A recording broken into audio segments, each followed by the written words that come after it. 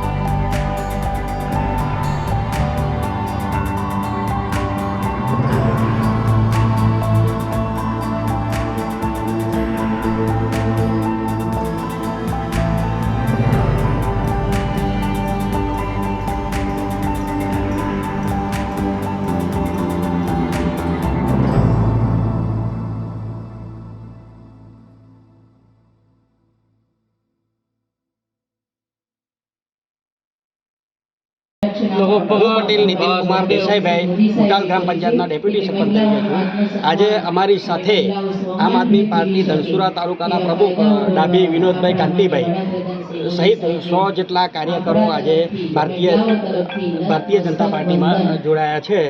જે લોકોને પક્ષમાં ખૂબ જ અવગણના થતી હતી, નારાજ હતા, અને બીજું કે એમની અવગણના ખૂબ થતી હતી, એટલા માટે એ લોકો પ્રધાનમંત્રીની યોજનાઓ, બીજા બધા મુખ્યમંત્રીની યોજનાઓના કામથી ખૂબ પ્રગતિશીલ હતા અને થયું તે બદલ એ લોકો જોડાયા આજે। મનહરસિંહ મોહનસિંહ પરમાર, ગુજરાત પ્રદેશ કોંગ્રેસ સમિતિનો પ્રદેશ ડેલિગેટ છું, માજી સરપંચ છું અને ધનસુરા તાલુકા કોંગ્રેસ સમિતિનો પૂર્વ પ્રમુખ। આજે ભારતીય જનતા પાર્ટીમાં આપણા વડાપ્રધાન માનનીય નરેન્દ્રભાઈ મોદી સાહેબના નેતૃત્વમાં સમગ્ર ભારતમાં અને સમગ્ર ગુજરાતમાં જે એમના વિકાસના કાર્યો એમને જે કર્યા છે એ વિકાસના કાર્યો અને ભારતીય સંસ્કૃતિને જાળવી રાખવા માટેની એમની જે વિવિધ દ્રષ્ટિ છે, એમની વિચારધારા સાથે હું એમની વિચારધારા સાથે આજે જોડાઉં છું અને આવનાર દિવસોમાં સાબરકાંઠા લોકસભાના ઉમેદવાર માનનીય શોભનાબેન બારૈયાના સમર્થનમાં આજે હું ભારતીય જનતા પાર્ટીમાં વિધિવત રીતે પ્રવેશ કરું છું। કેટલા કાર્યકર્તાઓ સાથે જોડાયા? હું મારી સાથેના 200 આગેવાનો સાથે ભારતીય જનતા પાર્ટીમાં આજે પ્રવેશ કરું છું।